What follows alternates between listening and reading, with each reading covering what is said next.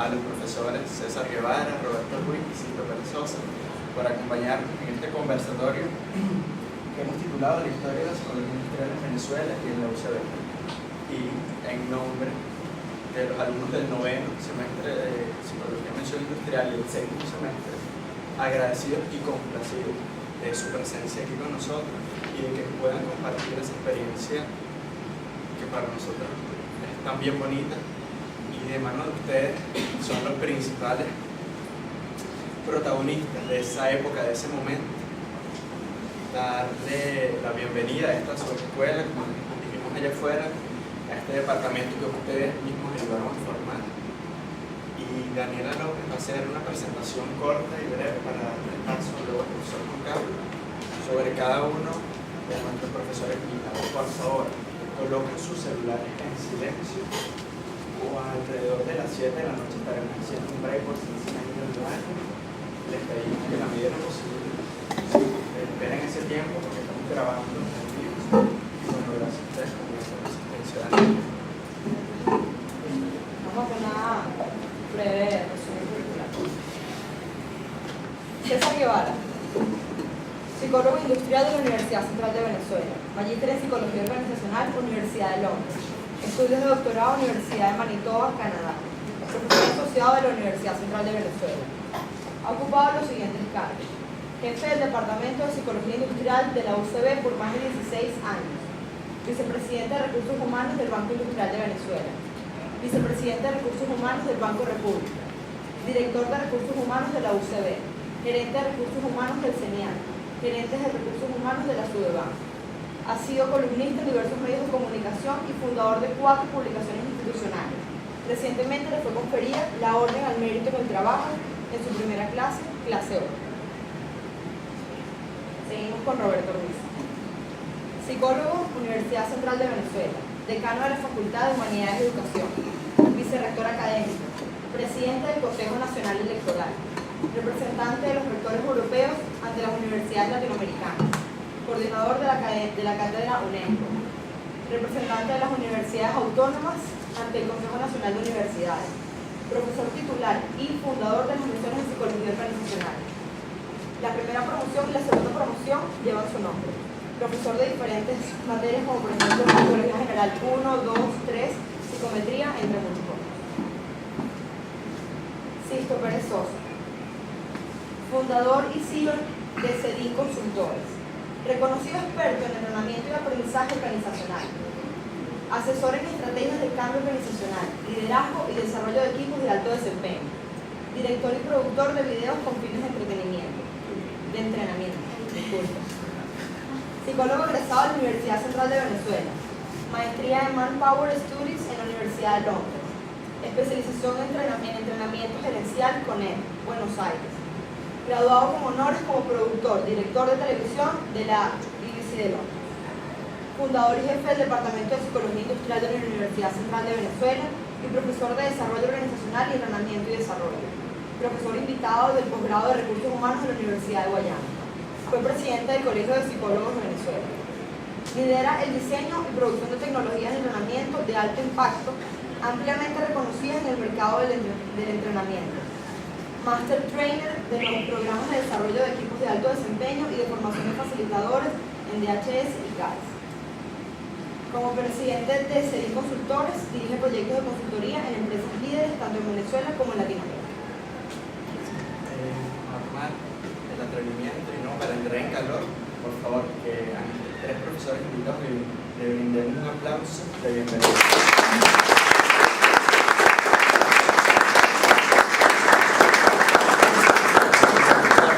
Bueno, venir ya con esos currículos que ustedes leyeron, estamos en calor, nosotros estamos acabando con el rubor. Bueno, buenas noches, presente, gracias a ustedes por estar presentes. Esta iniciativa surge un poco por necesidad de recordar nuestra historia. En conversaciones que hemos tenido, vemos cómo conocemos la historia de la psicología industrial organizacional en el mundo, pero cuando llegamos a Venezuela encontramos muchos escollos. Incluso revisando en internet podemos apreciar que no hay referencias. Entonces, la historia de la psicología industrial en Venezuela no existe ningún tipo de referencia. Y somos afortunados al tener a los fundadores del departamento hoy con nosotros. podíamos perder más tiempo, hemos perdido bastante tiempo de no haber aprovechado esta oportunidad y llegó la hora. En ese sentido, apreciamos toda la historia, todos los relatos que vamos a tener el día de hoy. Y sin más preámbulo, empecemos. Roberto, todos. Bueno, enseguida le propongo, bueno, de nada quiero darle las gracias tanto al profesor Canga como a todos ustedes, al jefe del departamento, y a todos ustedes por este momento tan grato de reencontrarnos con la Escuela de Psicología y con la opción que fundamos, con la opción de Psicología Industrial. Además, recordando a Marcel Proust, esto es una especie de remembranza proustiana. Cuando nosotros éramos estudiantes, este salón de clases, que hoy el salón de clases era la biblioteca de la Escuela de Psicología, y donde hoy queda la biblioteca de la Escuela de Psicología, me recordaba ahorita Tito que todos los sábados venía, queda el Instituto de Arte, Instituto desaparecido, que vivía el profesor Santiago Magariño, y donde todos los sábados había conciertos, generalmente con discos, pero a veces también con grupos musicales, y con una introducción siempre muy grata del profesor Santiago Magariño, un español erudito en música, en arte, en todo, un ejemplo de esa emigración española que en gran parte da origen a la Escuela de Psicología. Vamos a comenzar, si quieren, por ahí. Una vez que cae la dictadura de Marco Pérez Jiménez, la Escuela de Psicología todavía no existía. La Escuela de Psicología formaba parte de Estados Unidos de la Escuela de Educación. La Escuela de Educación y Psicología. Y una vez que cae la dictadura de Marco Pérez Jiménez en el año 1958, es creada por el Consejo de Facultad la Escuela de Psicología propiamente dicha. Y su primer director y director fundador fue el profesor Guillermo Pérez Encillo, posiblemente reconocido por nosotros como el gran maestro nuestro, el gran profesor, el hombre que contribuyó más directamente a nuestra formación. Guillermo Pérez Encillo, que venía de la emigración española, había tenido que salir de España, había pasado una corta estancia en París, y luego se vino a Colombia y luego a Venezuela. Llegó junto con gente como García Vaca, Eugenio Imá, o sea, gente que todos vivían en una quinta en el Paraíso. Eugenio Imá, García Vaca, iba mucho Mariano Picón Sala, nuestro primer decano de la Facultad de Humanidades, y se reunían allí también el doctor Ortega Durán, Rosenblatt. La metodología que vamos a proponer es que yo comienzo la exposición, pero ellos me interrumpen cuando quieran, si no les disgusta. Porque bueno, hay cosas que yo recuerdo y cosas que no recuerdo, cosas que yo hago esta introducción y luego viene Cito y César y ya complementan bastante de manera mucho más cabal todo. Bueno, entonces Guillermo Pérez Encillo es designado director fundador de la Escuela de Psicología, y él llama a uno de los psiquiatras que más contribuyó a la psicología, a Emilio Miri López, para que creen el primer plan de estudio de la Escuela de Psicología de la Universidad Central de Venezuela. Y Emilio Miri López, que ya había decidido radicarse en el Brasil, donde todavía vive su esposa, pero que tiene 5 de años, Emilio Miri López acepta venir a Venezuela y redactar, discutir, componer, digamos así, como se compone un poco una partitura musical, ¿no? Con una pieza musical con componer el primer pensum de la Escuela de Psicología de la Universidad Central de Venezuela. Ese pensum era anual, como era la universidad en la que cursamos nosotros, era por año. El pensum era por año. Lo central era psicología general, que se daba un año.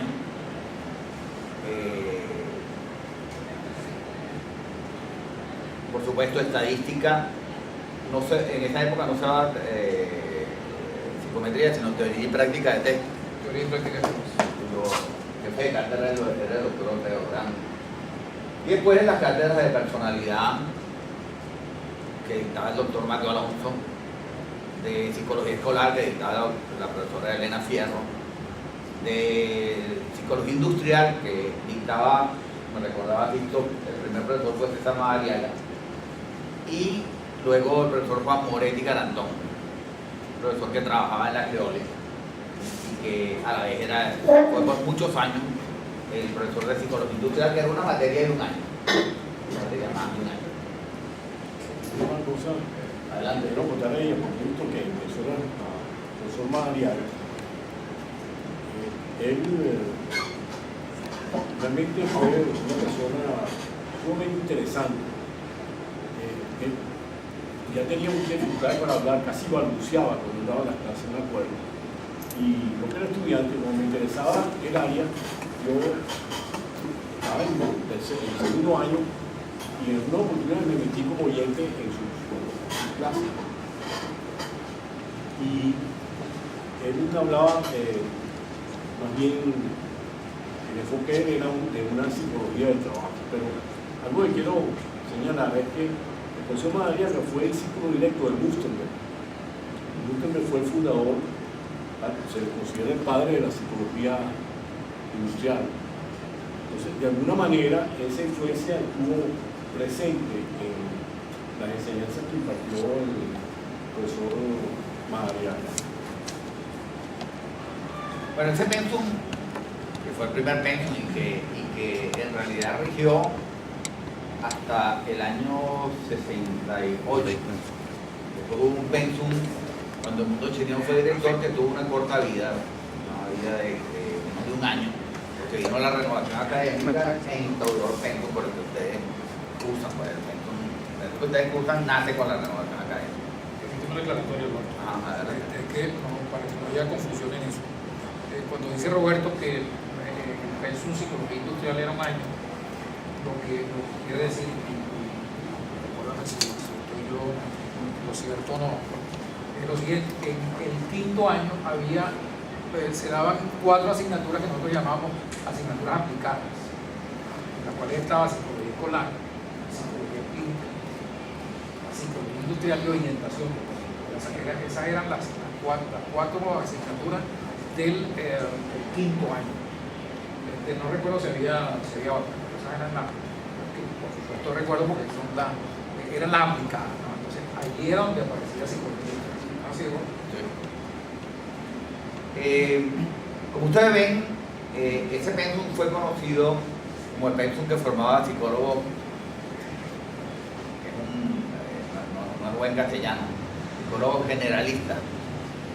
Pero así se decía, ¿no? O sea, que tenían una formación general y que por lo tanto podían ejercer en cualquiera de los campos profesionales de la psicología. O sea, quien egresaba de la escuela de psicología en ese momento podía, con esa formación a la que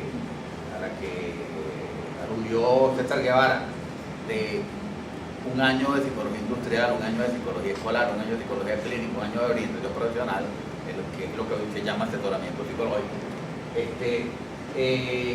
Con esa formación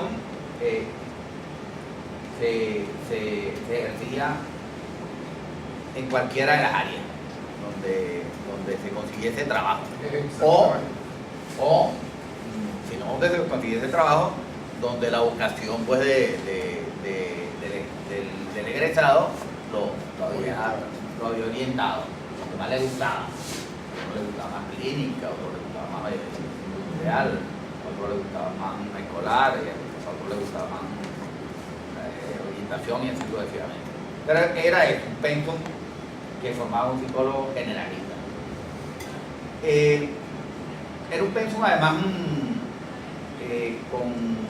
marcado por una serie de figuras emblemáticas. Pues. La figura central era Guillermo Pérez Enciso. Guillermo Pérez Enciso daba psicología general, vio al principio también psicología evolutiva y daba la materia que se consideraba fundamental al final de la carrera, que era teoría psicológica. A mí me cupo el honor de como consecuencia de la renovación, Enciso renunció a la cátedra de teoría psicológica, me cupo el honor de ser el sucesor de Guillermo Pérez Enciso en la cátedra de teoría psicológica. Las otras grandes figuras eran Ortega Durán, que era el profesor de teoría y práctica de TEN, y Mateo Alonso. Y por supuesto, pues, y profesores como la profesora Josefina Fierro, que era la profesora de psicología escolar. Psicología clínica tuvo una historia muy variada. Cuando al inicio tuve un profesor español llamado José Peinado Altable, y luego Peinado Altable decidió de pronto regresar a España, a Valladolid. Creo que Pérez Enciso me comentó un día, decía el maestro Pérez Enciso, yo no entiendo qué hará Peinado Altable en una ciudad tan fea como Valladolid. Pero lo cierto es que Peinado Altable, que era el profesor de psicología clínica, decidió regresar a España. Y hubo que contratar una brasilera, Aidir Macedo de Peiro, que se vino de Brasil a dictar psicología clínica y tuvo como 3-4 años en Venezuela dictando psicología clínica. Aidir Macedo de Peiro. Decía la bossa nova.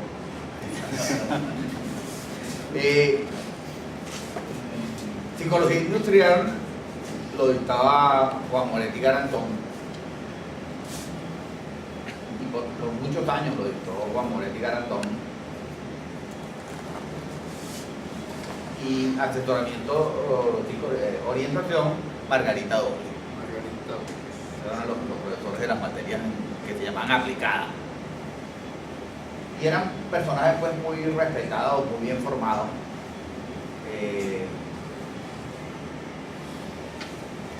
Posteriormente, la cátedra de psicología evolutiva la toma la profesora Milena Sardi de Cele y la profesora Iliana Recaño. Pero bueno, en ese pensum se modifica por un pensum que el Mundo Chirino, cuando fue director, trajo fundamentalmente intentando modificar el pensum Pérez Enciso Mira y López, pero que introducía relativamente pocas modificaciones. Lo que introducía era que en el pensum anterior había solamente neurofisiología, ahora se introducía neurofisiología y psicofisiología. Se introdució en vez de psicometría y teoría y práctica de TEN, pero las modificaciones no eran sustantivas, pues. Era un pensum que se parecía mucho al pensum de Pérez Enciso y Mira y López, y que tuvo muy corta duración porque, como consecuencia de los sucesos de mayo del 68 en Francia, fundamentalmente en la ciudad de París, el mayo del 68 fue, como decía Marx, del comunismo, fue un fantasma que recorrió el mundo. En mayo del 68 llegó a las universidades americanas, a universidades tan prestigiosas como la Universidad de California en Los Ángeles, también se llamaban, se conoce también como Berkeley, a Harvard, no se diga, a todas las universidades francesas, a todas las universidades latinoamericanas, en general a las universidades europeas, y no tengo conocimiento, pero simplemente por ignorancia, no sé si llegó a universidades asiáticas o a las universidades australianas, pero todo el ámbito de Europa, Norteamérica y Latinoamérica, al menos, se vieron sacudida por el mayo francés, ese mayo cuya consigna era prohibido, y la imaginación al poder. Entonces, ese es el contexto pues, de ese mayo francés. Produjo las barricadas en París. De Gaulle, que era el presidente en esa época, tuvo que llamar el ejército y rodear París ante el mayo francés. Y era fundamentalmente una rebelión estudiantil. Rebelión de los estudiantes. Adelante. No puse que es importante, pero no te lo reconoce porque en el momento, porque no fue que la acordé, pero me parece importante. Y es que, cuando no era una asignatura aplicada, era una asignatura que formaba parte del penso. Y pienso que a los que nos dedicamos a la seguridad industrial, fue una asignatura que nos ayudó muchísimo. Y me refiero a psicología social, que la daba el profesor José Miguel Salazar. Y allí quienes estudiamos tuvimos la oportunidad de ver cosas como por ejemplo los experimentos de Tom Mayo, los aportes de Carl Levin, en todo lo que se refiere a la parte de dinámica de grupo, las primeras experiencias que me he referido a trabajos que tienen que ver con cómo se producen los cambios, también realizados por Levin. De modo que, entre otras cosas, esa asignatura pienso que fue realmente muy importante, al punto de que más tarde se habló de psicología social organizacional. Nada más que quería referir eso, que formaba parte también no, tiene razón, insisto, hay dos misiones en mi posición a dos cátedras que eran también fundamentales. Ya mencionó una, la cátedra de psicología social, con ese hombre excepcional, y ese investigador y profesor excepcional, fue José Miguel Salazar. Eso nos marcó mucho. Un hombre que nos enseñaba no solo psicología social, sino que tenía un grupo de profesores, instructores a su alrededor, entre ellos resultan todos,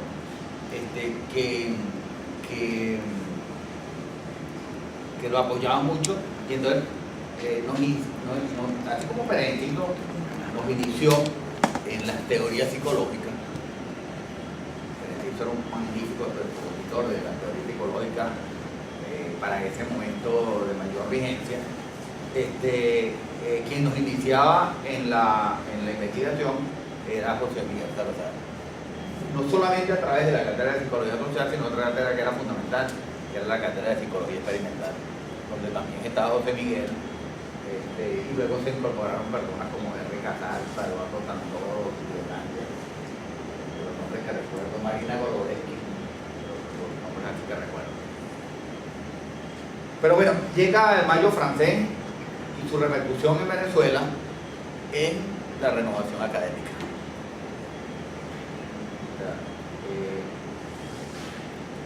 En los años 69, años después del mayo francés,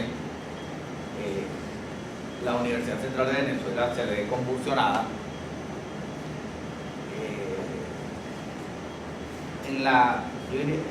yo diría en la totalidad de sus facultades, pero fundamentalmente en facultades como ingeniería,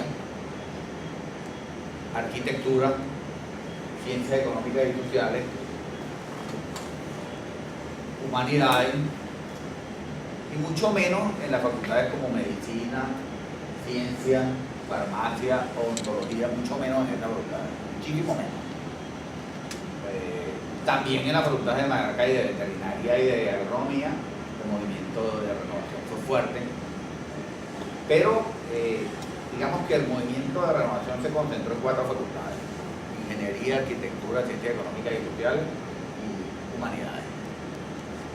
En facultades como ingeniería y arquitectura fue muy fuerte el movimiento, tan fuerte que produjo la remoción o la renuncia de los decanos. El decano Carpio de arquitectura renunció, y el decano Arismendi fue intervenido por el Consejo Universitario por oponerse a la renovación. El rector era Jesús María Bianco. Jesús María Bianco logra que el Consejo Universitario apruebe la renovación como una política universitaria. Y bueno, el gran enfrentamiento fue entre Arismendi Ayala, decano de Ingeniería, y Bianco. Y en la Facultad de Ingeniería fue particularmente fuerte y de enfrentamiento al movimiento, porque llegó un momento en que el Consejo Universitario interviene a la Facultad de Ingeniería, no un pedo de arquitectura, que el decano renunció, sino que interviene la Facultad de Ingeniería y nombró un decano, el Consejo Universitario nombró un decano, destituyó a Arismendi Ayala y nombra a Federico Cortés decano encargado de la Facultad de Ingeniería. Fíjense cómo, perdona Roberto, fíjense cómo se enlazan los hechos históricos, ¿no? Ese mayo francés que está muy lejos de ustedes, si hablaran de una cosa que pasó hace 40 años, ¿cómo sentiría de eso? Sin embargo, Roberto tiene muchísima razón cuando lo hace a este movimiento de renovación. Pero eso comienza con un incidente, así lo recoge la historia. El mayo francés comienza con un incidente cuando un estudiante de una facultad que usó eléctrica, la Sorbona, pide hablar con el decano.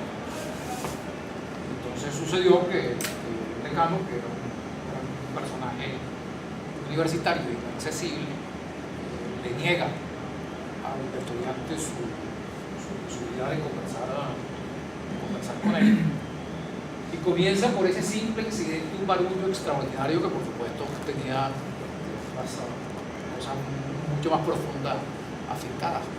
Cuando se dan esas consignas a las que el profesor prohibir, comienza a encenderse la pradera universitaria. Occidente comienza a encenderse. Bueno, y llegó a estos rincones, llegó a estos pasillos, estas salas. Bueno, en contraposición a lo sucedido en arquitectura e ingeniería, y en cierta forma también en la Escuela de Sociología de la Facultad de Ciencias Económicas y Sociales y en la Escuela de Economía, pero fundamentalmente en la Escuela de Sociología, la renovación en la Facultad de Humanidades fue particularmente fuerte digo por los enfrentamientos en la Escuela de Letras y después en la Escuela de Comunicación Social. Pero en la Escuela de Psicología, vamos a concentrarnos en la Escuela de Psicología para ello. La Escuela de Psicología fue algo sorprendente y todo el mundo, yo recuerdo que el decano Carpio, antes de renunciar, vino a la Escuela de Psicología y nos preguntó, se reunió con nosotros, con los profesores que en ese momento estábamos allí, uno de los cuales era José Miguel, Eduardo, Pedro Santoro, posiblemente ustedes estaban, y estaba yo, bueno, yo estaba, nos preguntó que cómo habíamos logrado ese milagro que se había logrado en la Escuela de Psicología. Porque a diferencia de Letras, donde las consignas de mayo parisino prendieron, salieron profesores,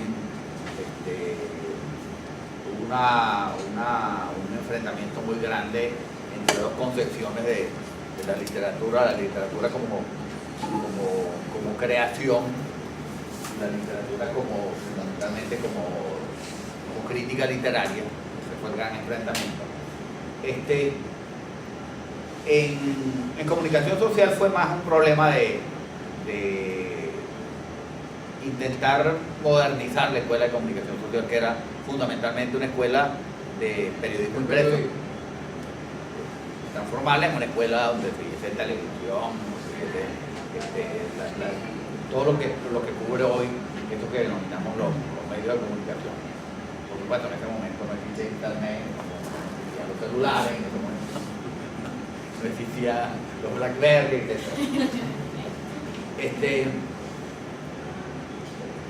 no existía el hijo compacto. Ni siquiera la cámara de Juan Carlos Canga, ¿dónde está? Ahí está. Bueno, a diferencia de letras y en cierta forma de comunicación social, que en esta época se llamaba periodismo, después de la renovación con nombre de comunicación social, en psicología se logra que los estudiantes accedan a una solicitud que nosotros le hicimos de formar una asamblea paritaria. Y éramos aproximadamente 100 profesores. Entonces se eligieron 100 alumnos. Y invitamos a algunos empleados como invitados, no votaban. Los 100 profesores y los 100 alumnos sí votaban. Pero esa asamblea paritaria fue exclusivamente un fenómeno de la Escuela de Psicología y permitió una renovación académica, que el movimiento de renovación académica fue un movimiento donde se peleó mucho, donde se discutió mucho, donde el ambiente era tenso. Nos reuníamos en la sala D, no en la S, en la sala D, la que queda arriba, todos los días. Perdimos un semestre, ganamos un semestre en realidad. Ganamos un semestre discutiendo todos los días, muchas veces sábado y domingo, sobre la psicología, la pregunta eterna, el tipo de psicólogo pues decíamos formar. Que no hemos respondido todavía.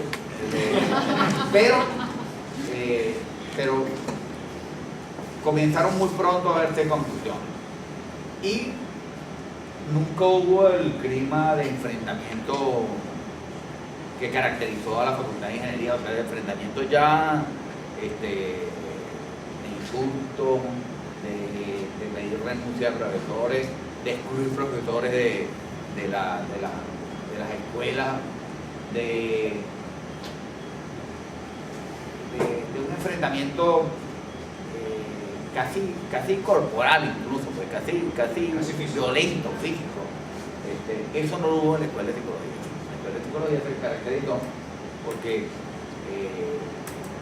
en un salón mucho más grande que pues, había aproximadamente 100 alumnos, 100 profesores y algunos empleados que discutían fundamentalmente sobre materias académicas.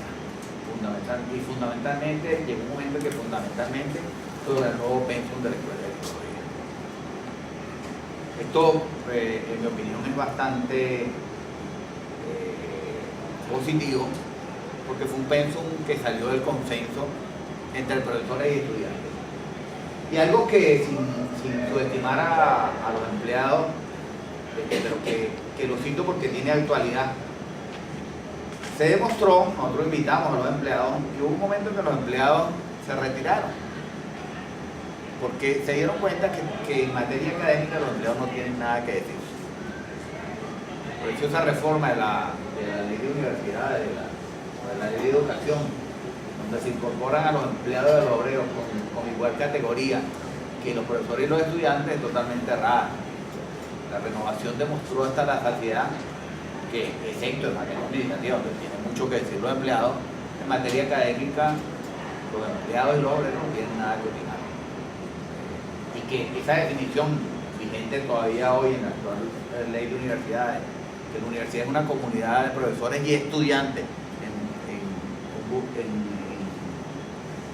para la búsqueda de la verdad, pero que es una comunidad de profesores y estudiantes, es lo que más se acerca a la concepción de universidad en el mundo, pero también en Latinoamérica y también en Venezuela. O sea que los realmente interesados en la materia académica son los que estamos sentados aquí, profesores y estudiantes. El resto puede opinar sobre muchísimas cosas muy importantes, pero en materia académica quienes son los protagonistas de la universidad son los profesores y los estudiantes. Y esto quedó muy claro allí y fue una de las características más importantes de la renovación académica en la Escuela de Psicología. Bueno, como producto de esa renovación académica, de esas discusiones que se prolongaron por todo un semestre, surge ese nuevo pensum, que es el pensum que ustedes tienen, cuyos rasgos más importantes, ¿cuáles son? El rasgo más importante de todo son las opciones. O sea, la gran novedad son las opciones. Aparecen las 5 opciones: la opción de psicología escolar, la opción de psicología clínica, la opción de psicología industrial, la opción de psicología social, que se logra gracias a la gran influencia que sobre todo nosotros tenía José Miguel Salazar, ese maestro. Y la sin opción, la sin mención. O sea, la opción sin mención, que a diferencia de lo que es ahora, hoy en día es una opción de clínica psicoanalítica, la sin mención estuvo pensada para la gente que quisiera un poco replicar la formación generalista del viejo pensum. Entonces tomaba materias de psicología social, de psicología industrial, de psicología clínica, de psicología escolar, y tenía una formación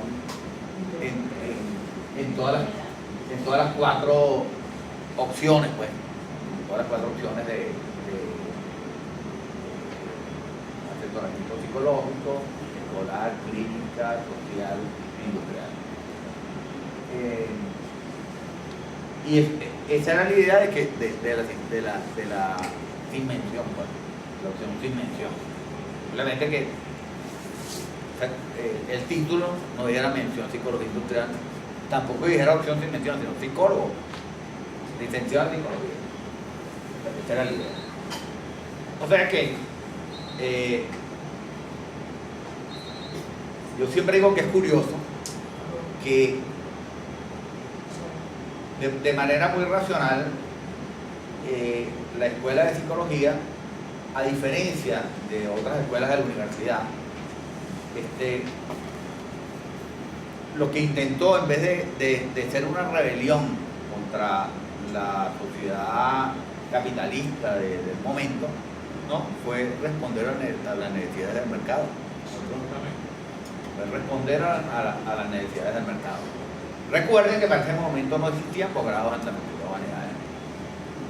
Claro, ustedes dirán, y eso lo discutió mucho con César y con Sisto y con muchos profesores de la escuela, que dicen, bueno, pero nosotros cuando salimos hacemos un posgrado en psicología social, por ejemplo León Sobarri, no aprendemos nada, porque en realidad psicología social Para nosotros no sucedió. Creo que no fuiste. Pero ya teníamos los 3 estudiamos en Inglaterra y en verdad yo no aprendí nada. No, la escuela de psicología formaba muy bien, forma muy bien. Entonces, en realidad, esa innovación de las opciones, lo que respondían era a la demanda del mercado. La demanda del mercado pedía psicólogos especializados, pedía psicólogos que no improvisaran, porque con ese año quedaba, con todo respeto y con un gran nivel, Juan Moretti Garantón en psicología industrial, lo que se veía era muy por encima selección de personal, entrenamiento, sistemas de personal, muy poca teoría organizacional, nada de desarrollo organizacional. Era la otra materia que había era el seminario de relaciones industriales, que era un seminario más que todo centrado en la relación entre patrono y obrero, entre patrono y empleador. Estas eran las 2 materias que en el viejo pensum tocaban la psicología industrial, el seminario de relaciones industriales y la materia de psicología industrial. Ahora no, ahora había todo un conjunto de materias que son las mismas que ustedes tienen hoy, en este momento. Y eso se repetía en las opciones de psicología escolar, de psicología clínica, de psicología social, de asesoramiento psicológico, etc. La otra innovación, bueno, fue la formación básica. Entonces, se pasó de una psicología de 3 psicologías, psicología general 1, 2 y 3. Se pasó de teoría y práctica de teja psicometría 1 y 2.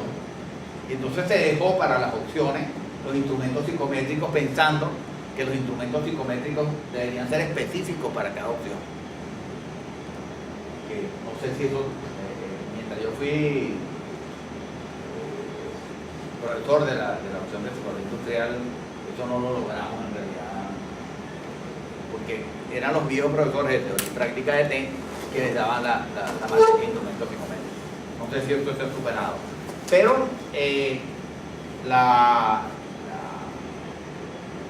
repito, al lado de la innovación de las opciones, que fue la gran innovación, digamos la profesionalización del psicólogo en el pregrado, no en el posgrado, porque el posgrado no existía. Lo otro fue la psicometría. Ahí hubo un gran maestro que vino de Argentina, el profesor Tabela, e igualmente el profesor Menéndez. Pero fundamentalmente el gran profesor allí fue el profesor Tabela. La psicología 1, 2 y 3, y se mantuvo la neurofisiología y psicofisiología, o sea, la línea, digamos, porque en el viejo pensum había una materia que se llamaba biología, que estaba en el primer año, y después era que se tenía neurofisiología. Entonces lo cambiamos y se comenzaba con neurofisiología y luego con psicofisiología. Y la un profesor extraordinario que era el mundo Vallecay. No solamente era el gran profesor de neurofisiología en la escuela de psicología, era el gran profesor de neurofisiología en la facultad de medicina. O sea, un investigador eminente en el campo de la neurofisiología. Bueno, aprobado ese pensum y nombrado José Miguel Salazar el primer director después de la renovación, él fue el primer director después de la renovación. José Miguel me pide a mí que vaya a estudiar psicología industrial en Inglaterra. E incluso me dijo, donde él había estudiado, yo voy a Bedford College a estudiar psicología industrial. Allí me encuentro con Tito Pérez Sosa. Pérez Sosa estaba terminando en Bedford College su maestría y bueno, fue quien realmente fue mi guía, mi hermano, quien me mostró Londres, quien me enseñó Londres, quien me consiguió el apartamento en Londres, quien me llevaba en un Fordcito que tenía de un lado a otro, y era el momento estelar de Londres, era llamado Swinging London. Era el momento de los Beatles, de Mary Juan, de los Rolling Stones, era el gran Londres, el gran momento de Londres. Yo lo que más me acuerdo es la minifalda. Pero fíjate un motico, Roberto, para hacer tengo yo un tablito, solamente que tú eres quien tiene la... Yo estaba con Sixto Pérez Sosa en Bedford College, y Sixto recibe una carta tuya. Tiene que decir una carta como había... Una carta. Invitándonos a que una vez regresáramos a Venezuela, comenzáramos la actividad en psicología. Yo pensaba que esa carta, hasta ahorita estoy pensando en esa carta, lo había escrito tú de aquí. Pero me doy cuenta que no, estaba en otro momento. Pero ya se me había encomendado la misión. Y ya se te había encomendado la misión. De que después viniera a crearlo, a desarrollar esa misión la tenía, pero tú estabas en Londres. Sí. Que nosotros en realidad estábamos en ese momento en que se recibe la comunicación de Roberto, porque me la muestra Sixto Pérez Sosa, nosotros estábamos en un barcito en la Universidad de Londres tomando una cerveza. Fue de verdad bien emocionante y además sirvió por seguir tomando. Sí, no, bueno, yo sabía que Tito y César estaban y recuerdo que les envié una comunicación, pero desde Londres. Bueno, ¿qué otros rasgos tenía ese pensum? pensum que es el que ustedes han cursado. Bueno, pero estos eran los rasgos fundamentales. ¿Qué eliminaba? Por ejemplo, eliminó en el antiguo pensum técnicas proyectivas, el Rocha, el DAT, eran obligatorios, era una materia. Y estaba la profesora Lelia Arvin, eso fue eliminado. Pero no fue una renovación traumática. Por ejemplo, a la profesora Lelia Arvin la incorporamos a la cátedra de instrumentos psicométricos y a la cátedra de personalidad. Y allí ella se sentía cómoda. O sea que fue una renovación en realidad bastante moderada, que nos permitió pensar mucho, que nos permitió planificar. Y entonces se diseñó una etapa de transición. Se tenía claro para ese momento, Roberto, te pregunto yo a ti ahora, se tenía claro para ese momento que lo que se buscaba era crear unidades de formación para el ejercicio profesional. O eso no, sí. Claro. Sí, sí. Nosotros no estamos aquí para ese comienzo. Las opciones fueron pensadas para responder a las necesidades del mercado. Fueron pensadas así. La única que tuvimos dudas por eso, en incorporarla, pero había un cuerpo académico muy bueno y no fue psicología social. Pero ya tenía tal peso el grupo de gente que rodeaba a José Miguel y el propio José Miguel, que se discutió mucho, pues, porque en general no es un campo, digamos, aplicado de la psicología. La psicología social es una disciplina casi por sí misma, no es un campo aplicado necesariamente. Pero era tal el peso y el grupo que tenía José Miguel que el peso académico de este grupo nos llevó a pensar que era un acierto crear la opción de psicología social. Después tuvo poca demanda, no sé hoy en día si tiene mayor demanda, pero después tuvo poca demanda y ese fue el gran problema siempre de la opción de psicología social. Bueno, regresamos. A mí me nombran ya primer jefe del departamento de psicología industrial. Y creo que en ese momento solo Cristo y yo. Lo que comenzamos, Cristo me corrige, ¿no? Pero creo que éramos solamente Cristo y yo los que comenzamos. Nunca Los Greenberg estuvo, Eliazar Greenberg, un veterinario psicólogo industrial, él estuvo en el periodo de transición, dando psicología industrial, pero era todavía como una asignatura. Entonces, este periodo de transición fue muy importante porque por eso la renovación así con ese tono moderado permitió diseñar un periodo de transición donde se formaran los profesores, donde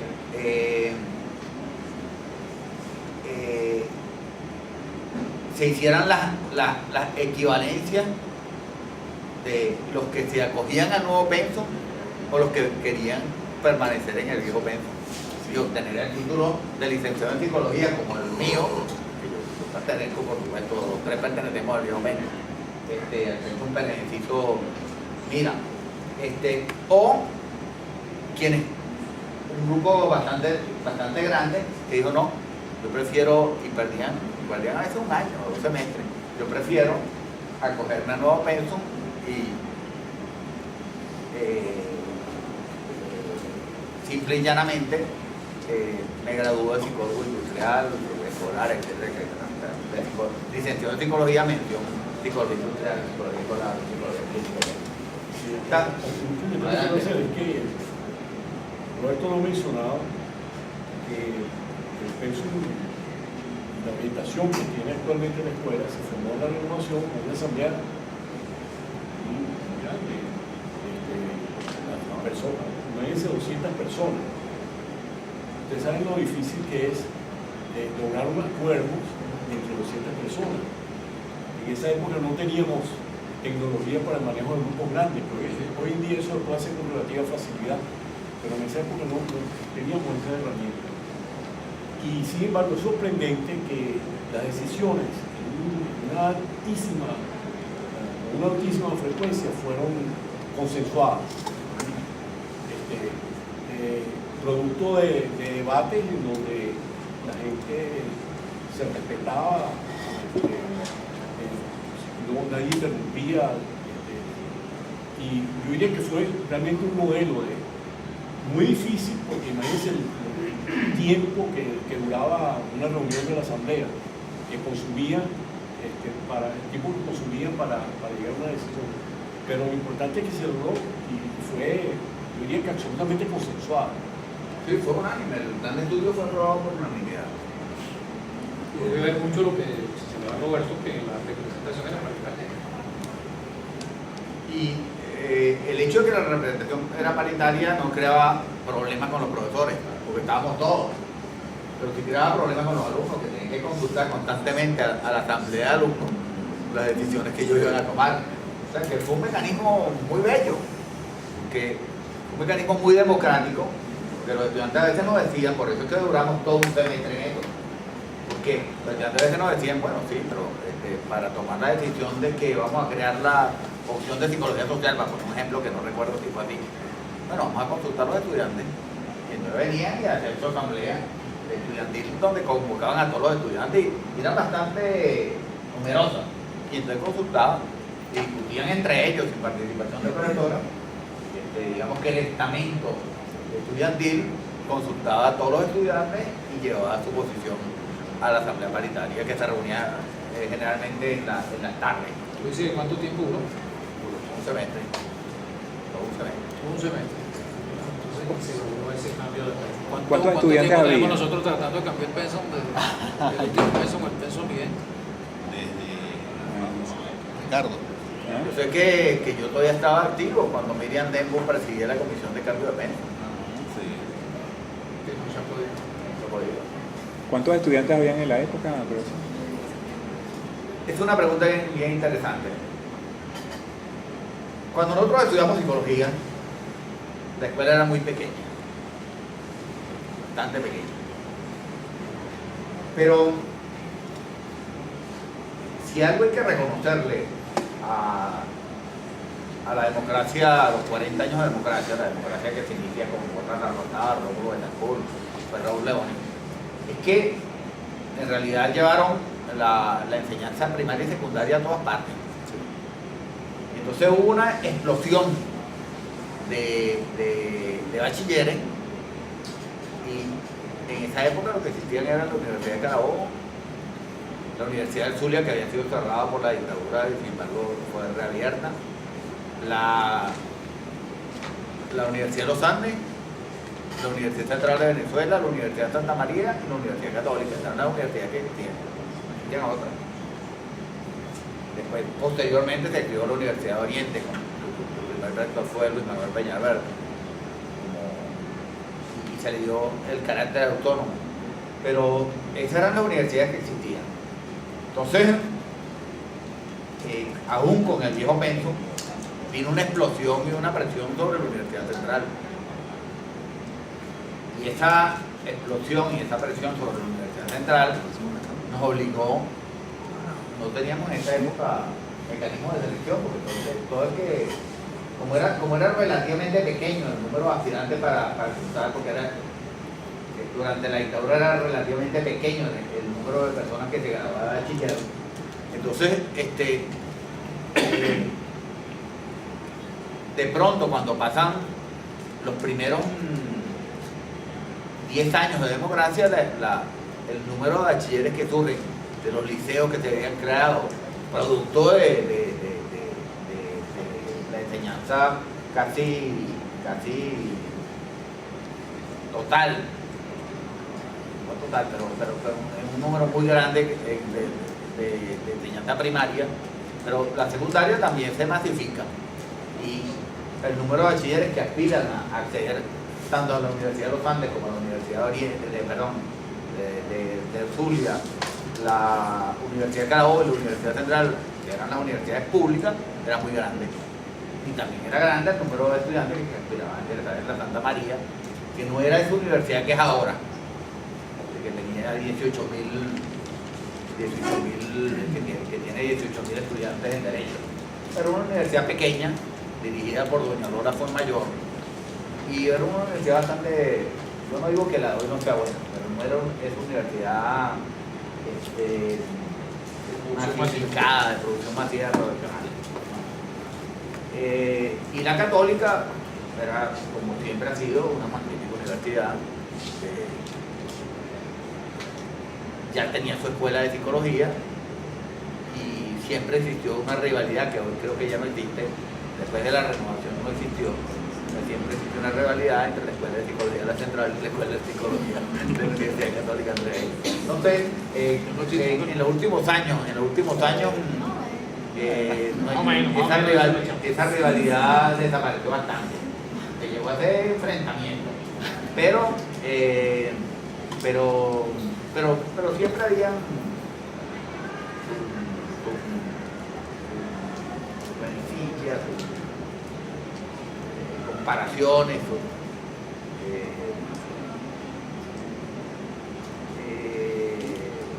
Pero llegó un momento en que, por ejemplo, cuando a mí me tocó organizarlo con los simposios de modificación de conducta, lo organicé conjuntamente con la gente de la Católica. O sea que llegó un momento en que esa separación entre la Católica y la Central, de manera, yo no sé, como ejemplo lo que yo viví, pero seguramente influyeron allí mucho gente como José Miguel Salazar, gente de ese tipo, que acercaron a la Católica y la Central, que eran las dos escuelas de psicología que existían en ese momento en Venezuela. Bueno, si tienen alguna pregunta sobre esta fase de entrar ahora ya de lleno en la psicología, cómo hicimos con la psicología industrial, con la opción de psicología industrial, y sobre esa historia del viejo pensum de la renovación, ¿tienen alguna pregunta? Yo creo que es un buen momento para hacerla, de entrar ya. Un reto que enfrentamos fundamentalmente Tito y yo, y después se incorporó César, de cómo llevar a la práctica eso que fue aprobado en el vacío, la opción de psicología industrial. Si tienen alguna pregunta, vamos a...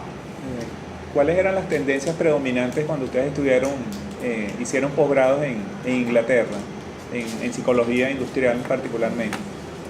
Bueno, en Birkbeck, nosotros tuvimos la suerte de que estábamos en un departamento que era dirigido por uno de los pioneros también de la psicología industrial, que fue Alex Roger. Y él trabajaba con un modelo que yo pienso que tiene plena vigencia. El propósito era la adaptación del trabajo al hombre, la adaptación del hombre al trabajo, y el tercer componente era crear un clima de desarrollo de la organización. No me acuerdo exactamente, tal vez César me lo pueda recordar. Yo recuerdo hasta el fin de semana ya. Y el tercero, eran tres. No fui a clases de... No fui tan pero es interesante también que Roger tuvo un papel muy importante durante la Segunda Guerra Mundial, porque él fue el encargado de dirigir un equipo que seleccionaba los comandos del ejército británico, que tenían que estar dedicados a acciones especiales. Y me acuerdo que en una oportunidad le estaba haciendo una exposición de esa experiencia en una conferencia que estaba dando, y alguien lo cuestionó y le dijo que los datos no eran válidos, que la data que él había presentado parece que había un problema ahí de tipo estadístico. Entonces él respondió, bueno, no sé si la data estaba suficientemente correcta, pero nosotros ganamos la guerra. A mí me tocó en Bedford College Cohn era el que dirigía allí la cabeza de la psicología industrial. Y era fundamentalmente psicología social e industrial. Era una mezcla de psicología social e industrial. Muy ligada al desarrollo de instrumentos psicométricos. Por eso, y esto es un poco de mi historia personal que me permito decir, por eso a mí me manda el tutor, me dice que él cree que yo debo tomar un curso de análisis multivariado. Y el gran profesor de análisis multivariado estaba en el Morley Hospital, en el Instituto de Psiquiatría del Morley Hospital. Ya yo tenía inclinaciones conductistas por presencisto. Presencisto lo que nos daba era fundamentalmente conductivo. Era las teorías de Hall, de Tolman, de Skinner, de Gottlieb, etc. Y por pura casualidad, mi tutor me manda a tomar un curso en el centro conductista más importante de Inglaterra, que era el Instituto de Psiquiatría de la Universidad de Londres. Y allí es que yo conozco a Einstein, conozco a Martin, a Iker Levy, los que dirigían el departamento de psicología del Hospital Morley del Instituto de Psiquiatría. Y por eso cuando yo regreso a Inglaterra en mi sabático, no voy a Bedford College, sino que voy a pasar mi sabático como profesor invitado en el Instituto de Psiquiatría de la Universidad de Londres y trabajando directamente con Einstein. Ahí, así, por eso que a mí me toca el jueves en la historia del Instituto de Psicología echarles toda la historia de análisis conductual, porque yo fui el fundador de este laboratorio de análisis conductual que todavía existe para el y que comenzó en San Bernardino. Pero quizás a diferencia de Tito y de César, yo siempre cabalgaba entre la psicología industrial y la psicología general, el conductismo. Yo era profesor de psicología general 1, 2 y 3 y a la vez profesor de teoría psicológica, también daba clases en clínica, que era conductista, y daba clases de psicología industrial. Pero la orientación, volviendo a tu pregunta, era fundamentalmente psicología social aplicada en la industria, ¿verdad? Y con gran énfasis en los instrumentos psicométricos. Esa era la orientación que había en México. ¿Sí? Yo quería hacer una pregunta sobre, no sé si lo digo, no estoy segura. ¿En qué año fue que se fundó específicamente el Departamento de Psicología Industrial aquí en la universidad? Formalmente, año 1971. Formalmente.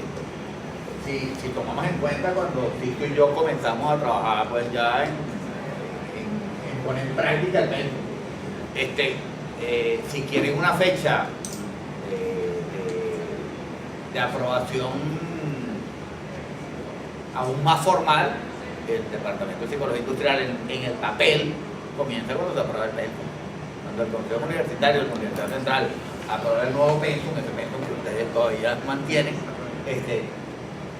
en ese momento se crean todas las opciones y ahí nace la opción de psicología industrial. Pero en la práctica no.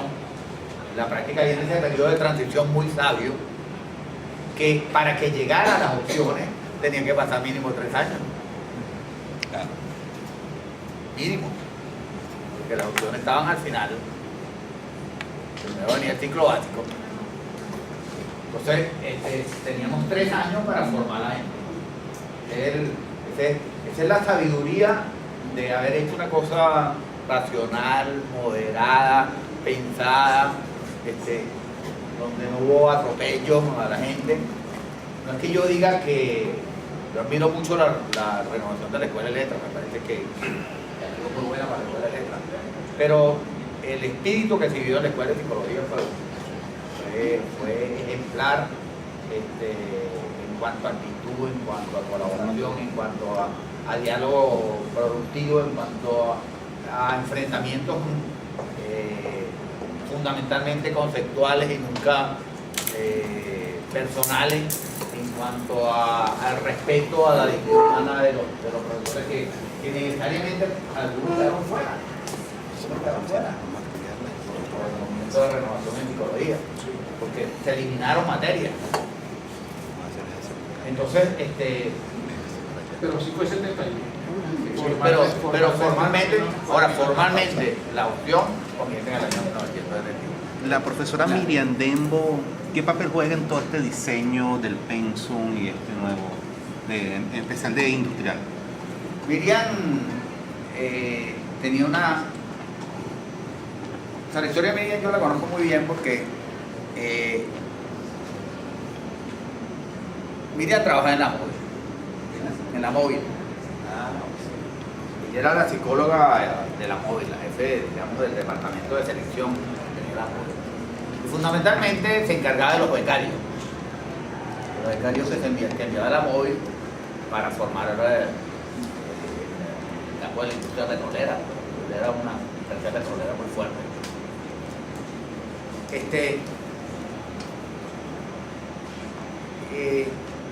Cuando muere el doctor Ortega Durán, la cátedra de teoría y práctica de TEN queda prácticamente acéfala. Porque los profesores de mayor antigüedad, eran los profesores Guidarte y González Contreras, Morena Roncayolo,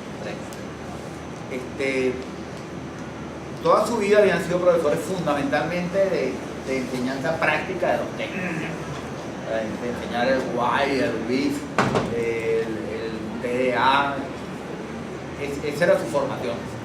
Entonces, la muerte de Ortega, que fue repentina, dejó un vacío. Y quienes acabamos de ingresar en teoría y práctica de TEN, ingresé en dos concursos, en el concurso de psicología general y en el de teoría y práctica de TEN. Entonces, quienes acabamos de ingresar tampoco podíamos ser los profesores que diéramos la teoría. Entonces, se nos encomendó la misión, nos la encomendó el decano, de intentar hablar con la profesora Miriam Dembo, que no era en este momento profesora, pero que había sido investigadora del Instituto de Psicología, pero había sido... ese instituto había sido cerrado por la dictadura de Pérez Jiménez. La profesora Miriam Dembo abandonó el Instituto de Psicología y continuó con su trabajo en la móvil. En algún momento Miriam dicta asignatura. No. Entonces, pero sí contribuyó mucho. Sí contribuyó mucho a la elaboración del pensum de ustedes que entonces, la profesora Miriam Dembo tenía gran experiencia en el trabajo en psicología industrial práctico. La profesora Miriam Dembo había ejercido, claro. Ella Miriam Dembo es graduada de un colegio de estudios liberales, el Liberal Arts. Ella escogió, ahí se escoge un major y un minor. El major en psicología y el minor en teatro. Que ella también participó luego en la dirección de nosotros.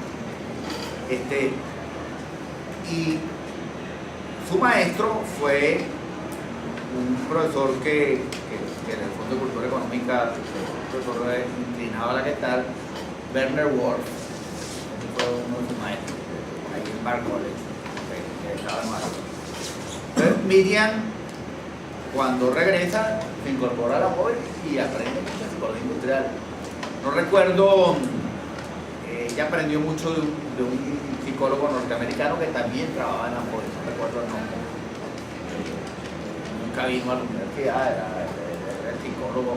Y ella aprendió mucho de selección de personal, de entrenamiento, de formación de los becarios antes de ir a los Estados Unidos.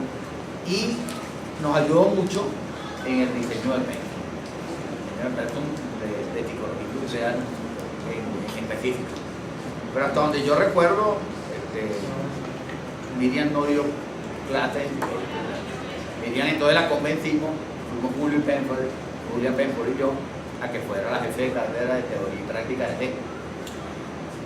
Entonces, en realidad, quien sucede a Ortega Durán como jefe de cátedra de práctica de TEN, por un tiempo relativamente corto, el profesor Guilarte, y posteriormente y por mucho tiempo, la profesora María Elena. Pero ya en medio del movimiento de renovación que da origen al nuevo pensum, ahí hubo contribuciones de Miriam muy grandes, tanto en el área de psicometría como en el área de psicología industrial. Una preguntita.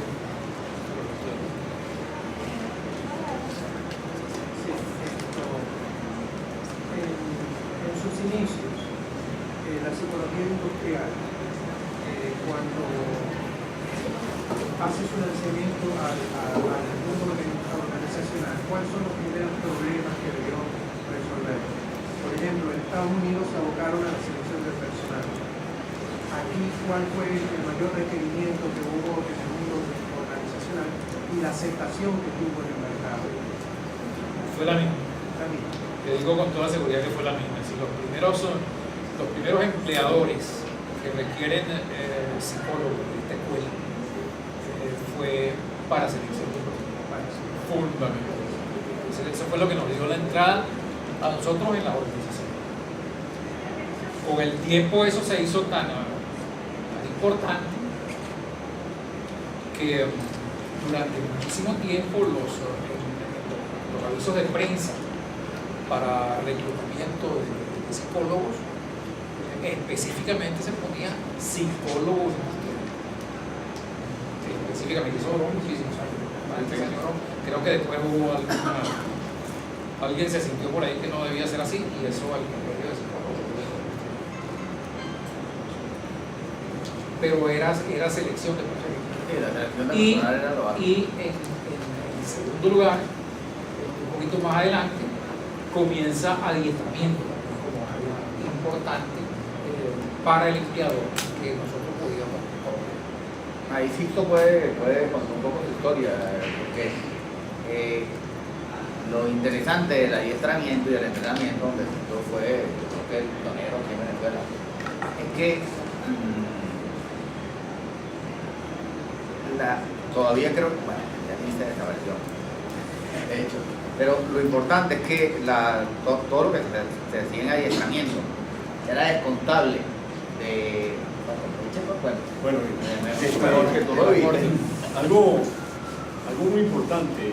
Porque eso es válido para los dos pensas. Para la psicología, la psicología industrial, fue la fundación del INSE. Y la primera que yo oí hablar del INSE fue...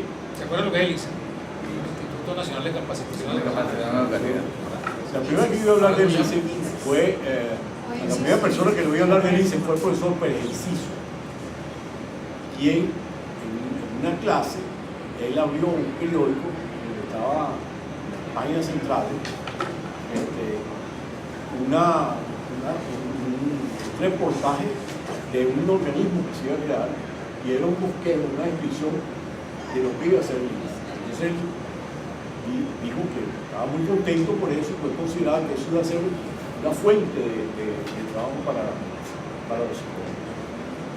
Y el INSE, yo tuve la fortuna de trabajar en el INSE cuando estaba recién graduado. Y el INSE fue, yo creo que, el modelo paradigma de lo que debe ser una institución del Estado. Fue dirigido por un hombre excepcional, el doctor Palacio Herrera, quien era profesor de obligaciones aquí en la Universidad Central de Venezuela y quien ocupaba cargos muy importantes en el grupo Forma. Y él dejó esas posiciones libres ya por ir a dirigir el INSE. En esa época había un gran respeto por la continuidad administrativa, independientemente de que se sucedían los gobiernos. Se mantuvo al frente del INSE durante creo que 3 periodos gubernamentales, 15 años. Y digo que hizo un modelo porque si ustedes han estudiado lo que es democracia en el estilo clásico, el modelo de Weber, ahí el modelo weberiano se aplicaba con todo rigor. cada uno era seleccionado de acuerdo a sus capacidades y a sus talentos, era promovido respondiendo a eso. El trato era absolutamente impersonal, no había un privilegio de ningún tipo. Tú podías llevar la recomendación del presidente de la República y si no tenían los talentos y las capacidades, no entraban a llevar en la discusión. Y además de que había una pulcritud administrativa extraordinaria, la cosa más transparente que yo he visto en mi vida. Unido a eso, nosotros tuvimos la fortuna de tener muy buena asesoría. Entonces venían expertos de Francia y de Estados Unidos fundamentalmente a darnos asesoría. Y manteníamos convenios con otras instituciones, como Cinterford, que es una institución interamericana de entrenamiento, y con el CONET de Buenos Aires. Y entonces nos nutríamos de todo eso. Había un gran respeto por lo que era la selección y el ascenso fundamentado en los méritos. Ahí se creó un grupo de muy buena calidad.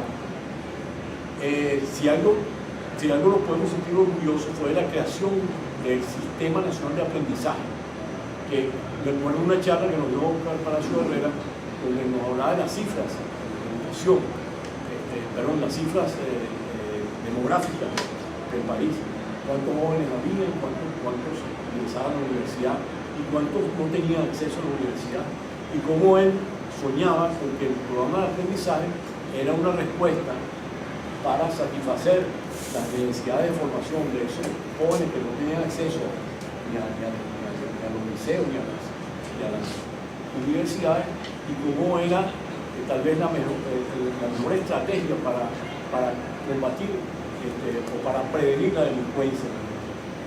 Bueno, el rigor que había con los programas de aprendizaje se traducía en cosas muy importantes, en las técnicas que utilizaban para seleccionar los aprendices. Ahí trabajaba una psicóloga de la Católica, que era Milcy Moreno, que después fue profesor de química. Y el rigor que había en el diseño instruccional, que era de clase mundial. Es decir, lo que se estudiaba aquí, por ejemplo,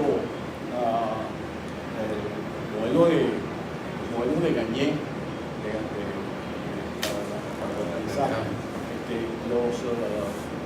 toda la taxonomía de Bloom, Maher, con la definición de objetivos en términos conductuales, todo eso se aplicaba ya con todo rigor. Entonces, yo diría que lo que era selección, entrenamiento de los aprendices, el diseño de los programas de entrenamiento y la misma evaluación era algo, yo diría que paradigmático. Unido a eso, imagínense la mística que había en el personal que formaba parte de la institución, tanto el personal de instructores como el personal administrativo y las diferentes áreas que había en eso. En esa época no existía la Escuela de Relaciones Industriales y se quería en la Universidad Católica. Y entonces había un área que no la tenía nadie, porque tampoco existía IES, que era la parte de formación de supervisores y la parte gerencial. Y se creó una división, que era la división de formación de supervisores. Yo tuve el honor de ser jefe de esa división. Bueno, y allí creamos algo que llamábamos los programas de relaciones industriales, que eran cursos cortos de relaciones industriales, por ejemplo, selección de colocación, entrenamiento de personal, relaciones laborales, etc. Y nosotros contamos con instructores colaboradores que eran profesionales de primera línea, muchos formados en el exterior, que venían y trabajaban por horas. Ellos diseñaban los cursos y daban los programas. Y al final, quien completaba eran 12 programas, se hacía un seminario de relaciones industriales que duraba como un año. El gobierno tenía que presentar trabajo y bueno, se se le da un certificado. Ellos llenaron un gran vacío porque la gente que trabajaba en el área de recursos humanos era un misterio. Como se decía, pasaban la lista y pagaban la nómina. Y quien no venía se le contaba el sueldo. Y esto le dio un carácter mucho más profesional a quienes comenzaron a trabajar en esa área. De modo que el ICE fue, yo diría que un laboratorio para hacer psicología, sobre todo en el área de selección, en el área de entrenamiento, y no solamente para hacer psicología, sino un laboratorio de lo que debe ser una institución del Estado al servicio de los mejores intereses nacionales. Y para mí eso fue una experiencia extraordinaria que valoro mucho. Hay un detalle que Roberto señala, que tiene que ver con las deducciones del aporte. ¿Cómo queda eso? Bueno, existe todavía en la ley. Lo que pasa es que ahora no se llama INSEE, se llama INSEE. INSEE. El nombre de la ley. Y su propósito. Absolutamente deformado. Pero la ley, el INSEE, ¿cómo se financiaba? El INSEE fue producto de una iniciativa extraordinaria de Leonel Prieto, quien fue la persona que presentó su proyecto de ley en el Congreso Nacional. El INSEE, ¿cómo estaba constituido? Había una junta directiva. El presidente lo nombraba el presidente de la República. El vicepresidente lo nombraba la Confederación de Trabajadores de Venezuela. Y la persona que llegó a ser vicepresidente en ese momento fue un dirigente sindical extraordinario y además un autodidacta con el cual se podía conversar de las cosas más difíciles. Era Pérez Salinas.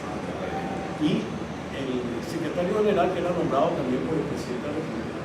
Y había dos vocales que eran nombrados por las asociaciones de Fedecámara.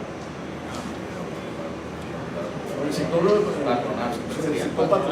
Es decir, que era un organismo colegiado, en donde, a pesar de que había un presidente, había un gran consenso en la toma de decisiones. Y el financiamiento era de la manera siguiente: las empresas tienen que pagar el 2% de su nómina al INSEE. Ese dinero está dirigido a financiamiento más tienen que pagar una cifra anual, no me acuerdo cuál era el monto, creo que para ese momento eran como 5.000 bolívares, era mucho dinero. Cuando tenían más de 100 trabajadores, por cada 100 trabajadores tenían que incorporar un aprendiz y ubicarlo en el oficio que se correspondía con la razón de ser de esa, con el propósito de esa organización. Si la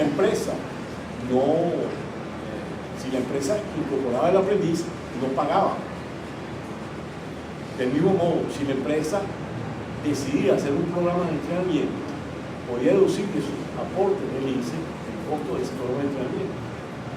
Eso, pero claro, tenía que cumplir con una serie de requerimientos. En el sentido de que justificarlo, un programa anual de entrenamiento, y entrenar a la gente, y el INSEE tenía unos requisitos de aprobación y de supervisión que eran sumamente rigurosos. Entonces ellos podían deducir eso del aporte al INSEE. Eso dio el origen, eso permitió que muchas empresas crearan departamentos de entrenamiento donde no cabían muchísimos psicólogos. Claro, eso fue un incentivo extraordinario. Un incentivo extraordinario para la empresa. Yo recuerdo que ya yo estaba haciendo, de alguna manera estaba en algún departamento de personal en alguna parte, yo recuerdo que la orden que venía de la jefatura era un poco la siguiente: mira, aquí nos están ofreciendo un poco el curso, entonces vamos a tomar esos cursos, y de alguna manera eso no nos cuesta nada. Lo que querían decir es que igualmente lo deducían o lo tenían que pagar completo. igual si no lo hacían, lo tenía que pagar. Es decir, si era deducible, que de hecho lo eran, pues era una gran ventaja para la organización. Eso le dio muchísima entrada, parece mentira, eso le dio mucha entrada a lo que es el adiestramiento en las organizaciones. Sin sentido. Y eso permitió que muchos psicólogos, tanto de psicólogos generalistas como luego psicólogos ya industriales, que usaron la opción y que grabaron con la misión psicología industrial, obtuvieran empleo a través de las deducciones que podían lograrse si calificaban con ese conjunto de requisitos que, como señalaba Tito, era muy riguroso, como empresas o como individualidades incluso que podían dar adiestramiento de alto nivel. Tenemos programado un break de 10 minutos, no sé qué les parece o qué prefieren continuar. Ustedes quieran. No, yo creo que es preferible el break, no por nosotros, sino por ustedes también. Vamos a tomar un break de 10 minutos y entonces Los 10 minutos no es. No, y entramos ahora en la historia de los tramos del